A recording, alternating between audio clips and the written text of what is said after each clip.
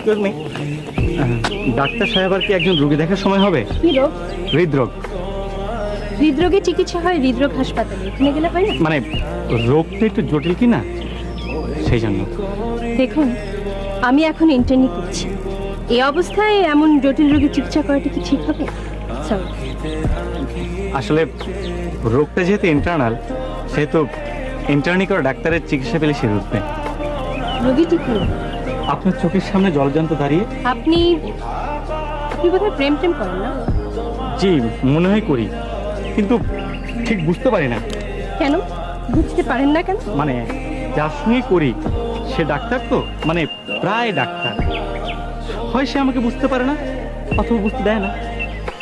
আপনার পোশাক আশাকে তো দেখে মনে হচ্ছে আপনিও ডাক্তার, মানে প্রায় ডাক্তার।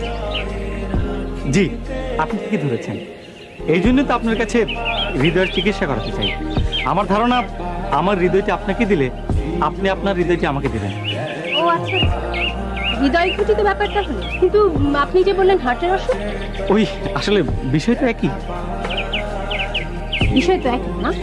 বিষয় একই, বিষয় মোটেও এক না।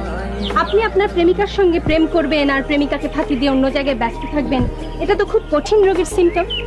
আপনার উপযুক্ত চিকিৎসা হওয়া উচিত। ওহে কি করিলে বলো, পাইব তোমারে রাখিব আঁখিতে আঁখিতে।